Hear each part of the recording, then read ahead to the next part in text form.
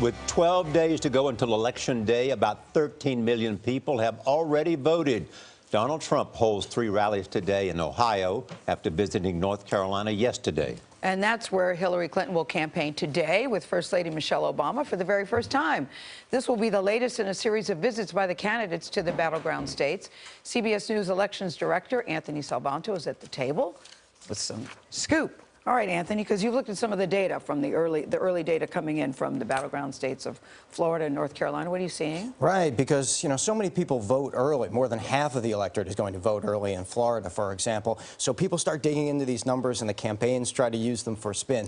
We don't know how people voted, but we can look at things like party registration. And in that case in Florida, things are fairly even. Republicans with just a little bit of an edge over Democrats. That's registered voters, not necessarily how they voted. But then you look at North Carolina, and the Democrats, registered Democrats, have an edge there. More registered Democrats have turned out so far to vote than Republicans. So that could bode well for the Clinton campaign. Are more people voting early this time than ever before? Are you seeing that? Yeah.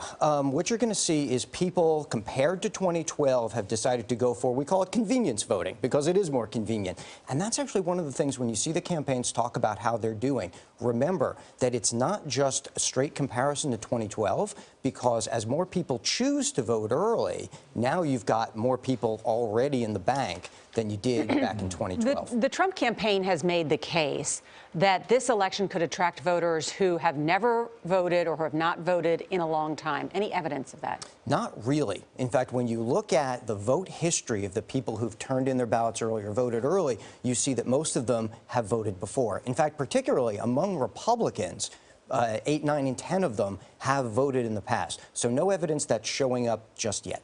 Are we looking at more women voters early? We are, in fact. There are more women that have turned out so far than men. And on balance, you might say, well, that's good for the Clinton campaign. But hold on a second. If you look at the voter file and see who they are, you actually see that they're older women. And that, in the polling, has been part of the women's vote that's less toward Hillary Clinton. So it's not exactly clear that that's all good for Hillary Clinton. Can you sort out why the poll numbers are all over the place? In some places, she's leading by double digits. In other places, it's a statistical tie. Yeah. Polls often disagree because pollsters disagree. And what that means is that they have different views of who's going to turn out and what the electorate is going to look like. And I think there's a lot of disagreement about that. But look for polls that have a rather consistent partisan distribution, a rather consistent balance of Democrats and Republicans. And if you see them that bounce all over the place, that's probably a place to be skeptical. The Associated Press did an analysis of the early vote, and they pointed out that after trailing in mail-in ballots, that's the absentee ballots, that Democrats have surged ahead of Republicans in North Carolina. In fact, they say the Democrats lead in ballots submitted 47 to 29%.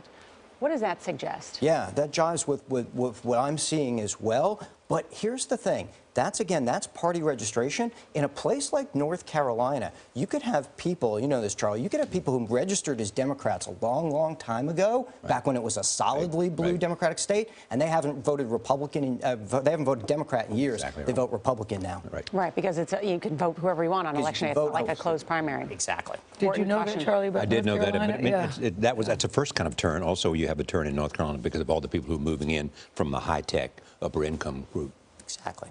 Anthony, thank you so much. Thank you.